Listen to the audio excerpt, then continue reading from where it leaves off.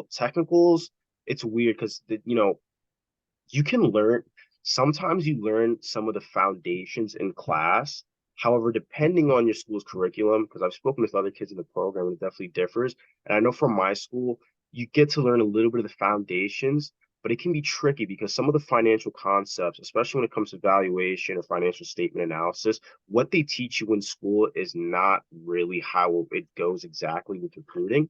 Mm, So it's very important for me to grasp the difference between those two topics. Like, yes, maybe I'm talking about a discounted cash flow analysis in my class and in my technical studying, but there's a specific way my professor wants me to do it that he teaches us, and there's a specific way that it should probably be spoken about in an interview process.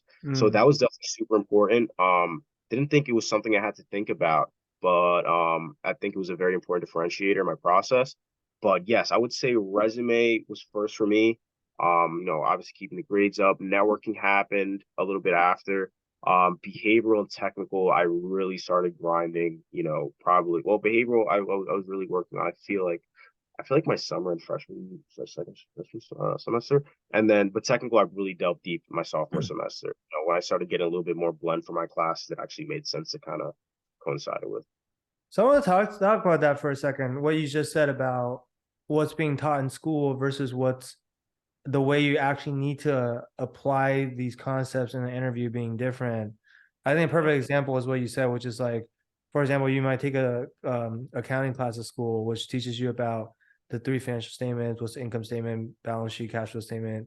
But then the way they teach it is not like in the way that investment bankers think about accounting. It's almost like the accounting professor is teaching it in a way that assumes that, hey, if people in this class want to go and become an accountant, then this is how accountants speak the language, which is not actually how investment bankers speak the language, even though it's all about the same financial statements, but they talk about it very differently, right?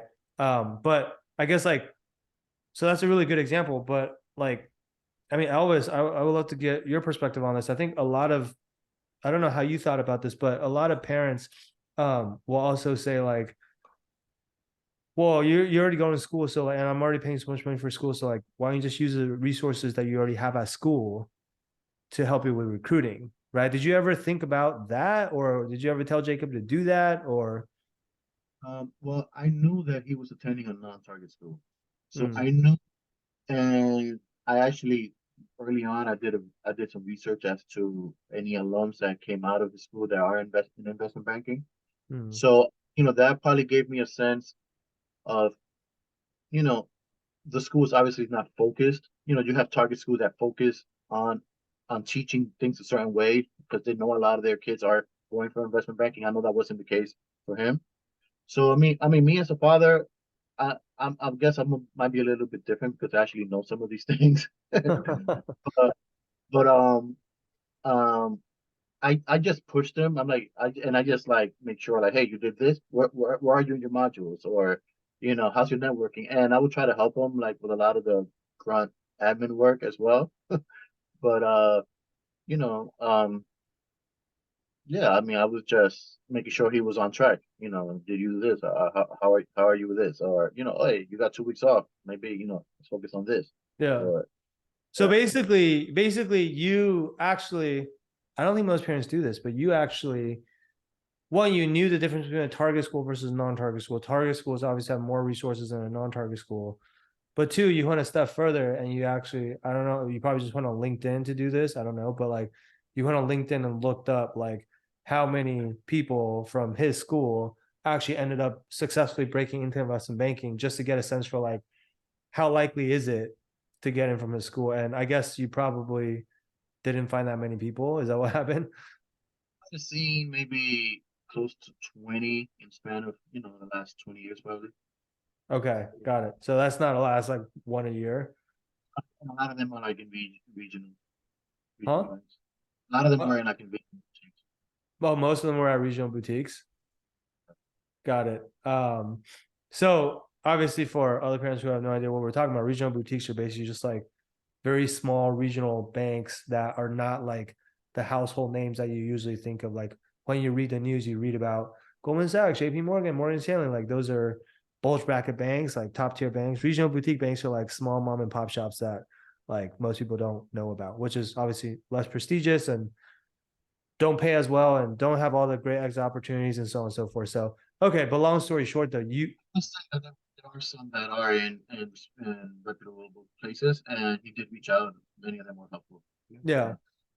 But basically, it's like you found 20 people in the last 20 years or whatever, which is very little, and not all of them are like kind of at the are all at like the caliber of the banks that you would hope to get into, basically. Okay.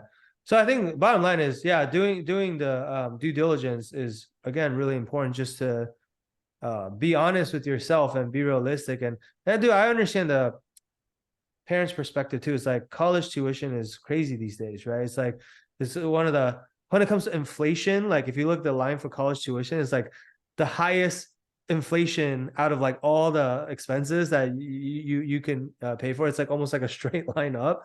But and then so you would expect that these schools would, you know, do what's necessary to help your kids get the jobs that they want, but for whatever reason, that's just not the case, right? Or not, it's not always the case. I would say even for people that go to the target schools, like you go to Ivy League school or Wharton or whatever, still a lot of there's definitely easier and better chance of getting in, but a lot of the kids there, like there's still more kids there that don't get in than the kids that actually get in, right? So it's still not like a guarantee that you'll get in just because you go to Wharton or something.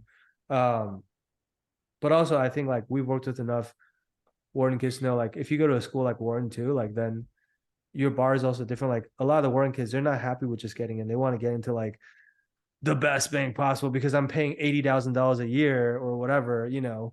And so a lot of the Wharton kids come to us. Not I'm picking on Wharton, but like a lot of the target school kids come to us because it's the same thing. It's not like I'm not worried about just getting in, but it's like how do I get into the best banks possible? So it's like for everyone, they have like a floor and a ceiling.